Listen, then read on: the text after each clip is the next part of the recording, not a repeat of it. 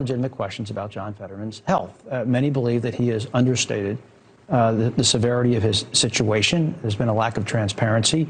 And being a U.S. congressman or senator is a very physically demanding job. And, you know, he has not agreed to any debates that I'm aware of so far. So there is legitimate concern about his health, but you shouldn't mock the condition or how he got there.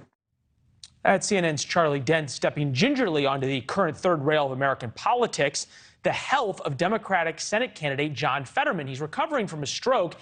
His first rally lasted 5 minutes. He took no questions. He has not done any interviews. As you heard, he has not agreed to any debates. And in the rally, when he spoke, he certainly did not appear to be at 100%. I'm honored to be standing in the shadow of your amazing building. Do you think of the 10 homes Dr. Oz has a union hall across their home? Is wrong with demanding for an easy, safe kind of their income. Colby Hall is here, founding editor of Mediaite, NewsNation contributor, on-balance philosopher, among another few titles. You earned that one last week. Good callback. In all seriousness, okay, the guy had suffered a stroke. You wish him all the best in a fast recovery. At the same time, you're running for a seat in the most deliberative body in the world. Is there enough critical examination 70 days from the election of a guy who can't take a reporter's question and can only speak for 5 minutes? You be the judge of how that went. Well, here we are critically examining it. I think you're right to note that we wish, you know, his health. In one light, you could say it's pretty brave of him. This is his first, you know, proper outing like that since his stroke. And so credit to him for going out there.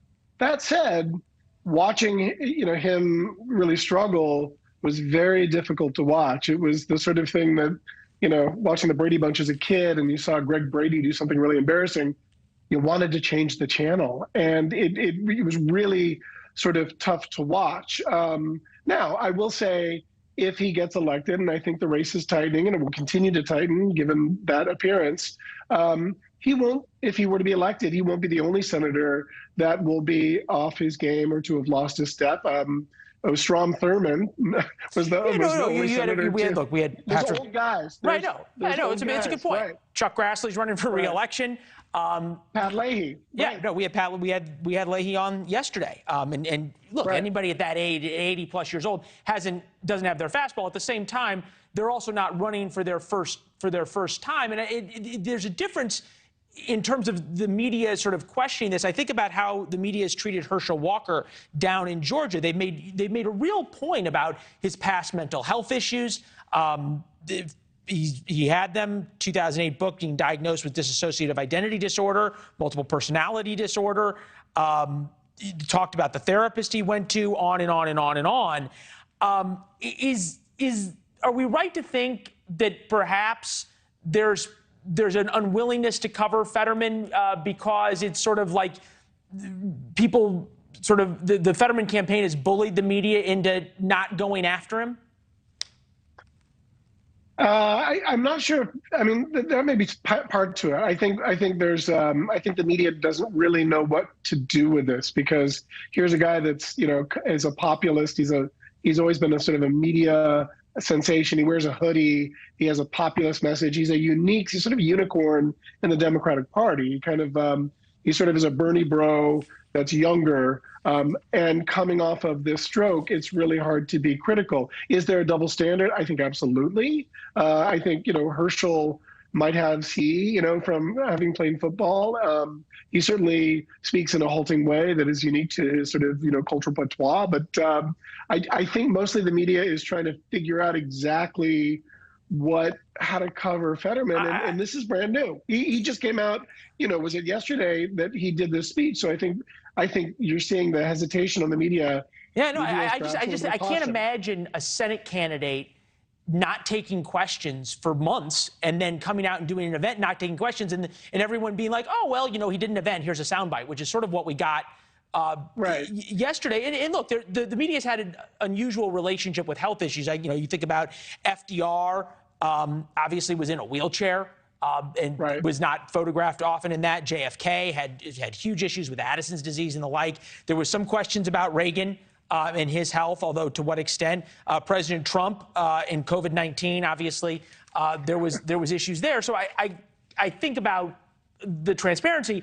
I remember covering President Trump during his diagnosis of COVID, and the media was pouncing on his doctors hour by hour by hour about every little detail. And I've not seen any demands for Fetterman's doctors to talk or for Fetterman himself to talk.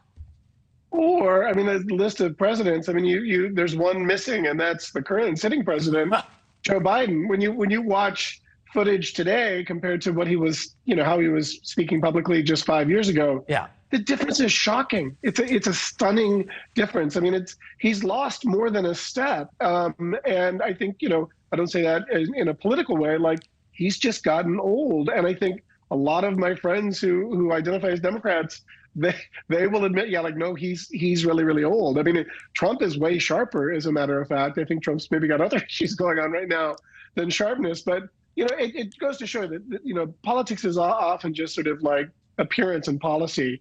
And, Biden is a front man of the government. And if he can't be an effective front man, well, then what? It's a great point. And now we watch after Labor Day, when things really get going, about how much scrutiny there is of Fetterman, who's running, for that matter. Hey, Colby, it's good to see you as always. Thank you.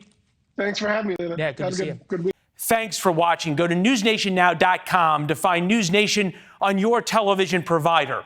And don't forget to subscribe. Click the red button to get more of NewsNation's fact-driven, unbiased coverage.